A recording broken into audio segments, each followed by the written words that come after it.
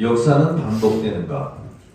지금으로부터 430여 년 전 1590년 3월 6일 무능한 군주 손조는 조선 통진사 황윤길과 김성일 등을 일본에 파견합니다.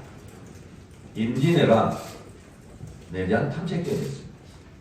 명분은 토요토미 히데요시가 일본을 천하 통일하였으니 조선 일본의 우호 협력 증진을 위한 것이었습니다.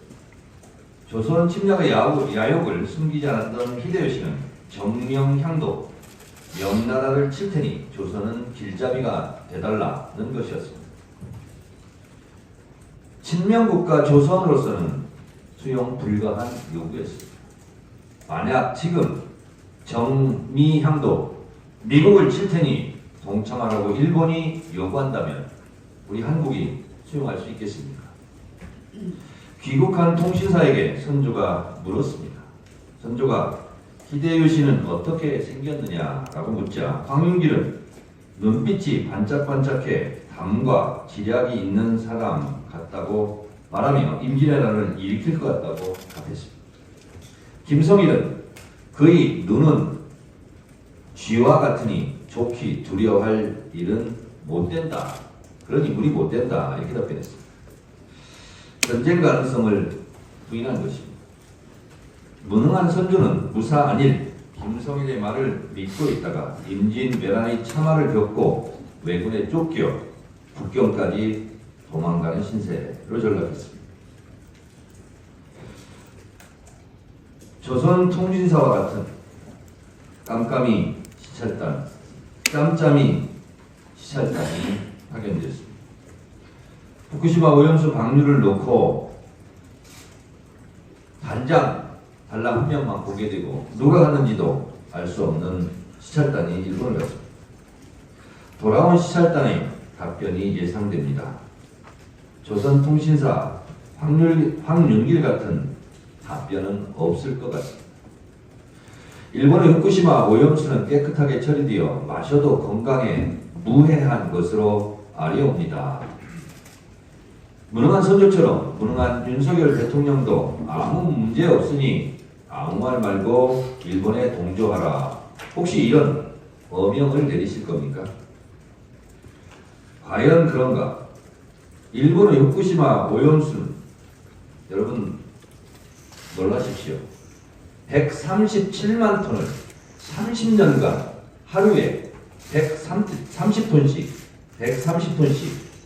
100배의 해수를 섞어 방류할 계획입니다.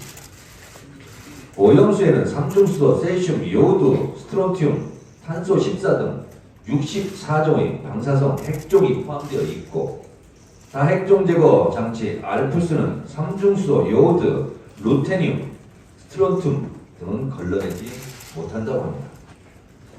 핵종은 64개인데 도쿄 전력에서는 9종만 검사하고 있고 삼중수소를 포함한 7개에서 10개만 정기 측정하고 있답니다. 그나마도 오염수 저장 탱크 4분의 1 수준만 측정됐고 방사성 쓰레기 폐기물에 대한 정보는 전무하다고 합니다. 삼중수소는 치명적인 유전자 변형의 위험성이 있고 스트론튬은 근육과 뼈, 뇌에 붙어서 고형암, 종양을 일으킨다고 합니다. 일본이 그렇게 깨끗한 물이라고 항변하는 오염수를 후쿠시마표 오염수 생수로 수출할 생각은 일본은 왜 안 하고 있죠? 바로 돈 문제입니다. 오염수를 지하에 매립 시에는 2조 3,181억의 돈이 들고 해양에 방류 시는 달랑 324억 정도 수준이랍니다. 돈 문제입니다. 일본은 비용을 줄이는데 우리는 2021년 기준 제주도에서만 연 4,483억 원의 피해가 예상된다는 보고서가 있습니다. 이는 제주 수산업 생산액의 절반 49%의 피해가 예상되고 있습니다. 일본에게 묻습니다. 그렇게 깨끗한 물이라면 일본 국민들이 마셔서 없애든가 아니면 수출하든가 그렇게 하면 됩니다. 윤석열 정권 일본의 한국 바다 침략, 제2의 임진왜란과 같은 국민의 생명과 안전을 위협하는 2023년판 일본의 개묘해란을 용납하시겠습니까? 조선통신사 김성은이 망국적 재앙을 선택할 것인가? 율곡 2의 유비무한 10만 양병설로 침략을 막을 것인가? 애국이냐 매국이냐 그것이 문제로다. 윤석열 정권 교육부가 임꺽정을 가르치지 말라고 일선학교에 지침을 내렸습니다. 폭정에 대항했던 임꺽정, 우리말의 보고라는 임꺽정 소설을 가르치지 말라는 것은 폭정에 항거한 임꺽정이 폭정의 윤석열 정권에 도움이 안 된다는 판단을 한 것입니까? 윤석열 정권 참 꺽정됩니다. 오늘 저녁 6시 24분 누리호 3차 발사가 예정되어 있습니다.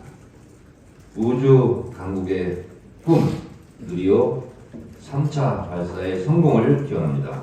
국회 과방위도 현장에서 응원하겠습니다. 이상입니다.